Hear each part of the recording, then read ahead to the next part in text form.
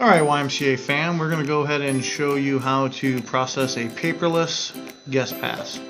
This process will go into play on September 1st, 2018, and will replace the current guest pass process that we have where the member fills out a paper form.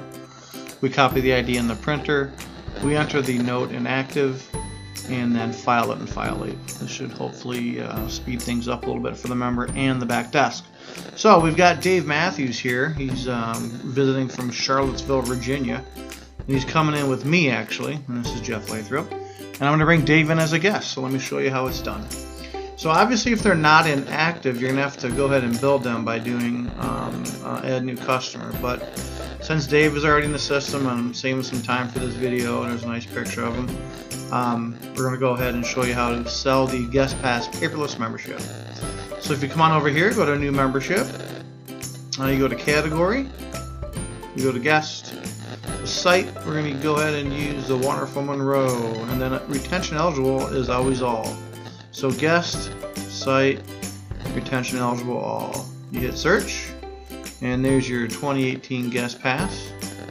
You notice here that it's good for the end of the year and is only good for 3 uses. So we hit Submit. Make sure that this is the correct guest. Now, of course, you're going to grab the driver's license or state ID from the member and verify them also in Hall Pass if they're not inactive already. If they are inactive, they should have been vetted already.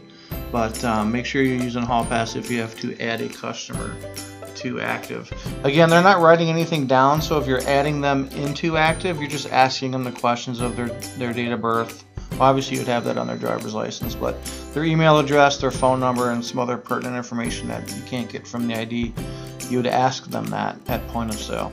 Alright, so I'm going to go ahead and hit Submit here, and this is going to kind of give us a little rundown of what we got. It's obviously a free membership, and then we're going to go ahead and hit the pen here for the signature cap device.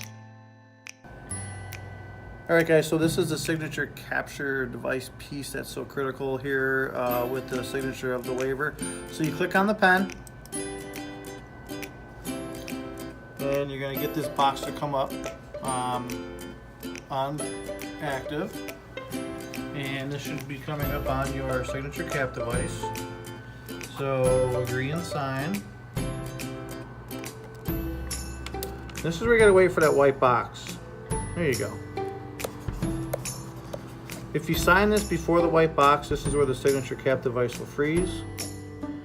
And we tap it once and basically hitting OK.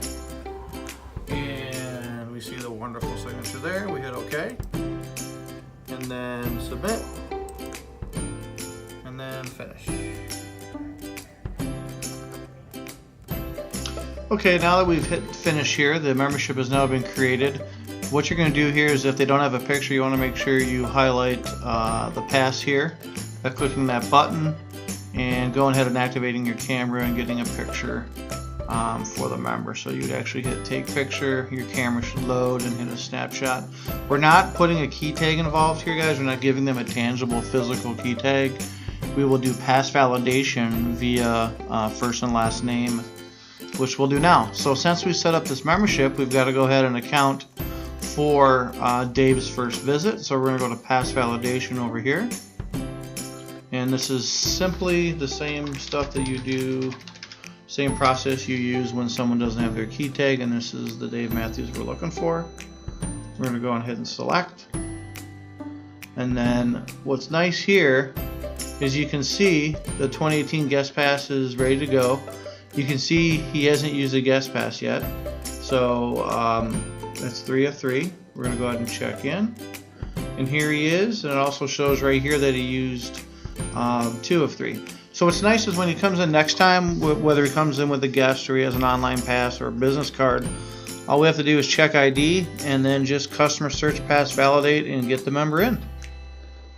Alright, one last thing we got to make sure with Mr. Matthews and the person who brought him in as a guest, which is myself, we've got to account for their guest visits or member guest visits. So since this is Dave's first time visiting us today, we're going to go ahead and hit 2018 guest. We're going to put the date in there, and then brought in by Jeff Lathrop. Alright.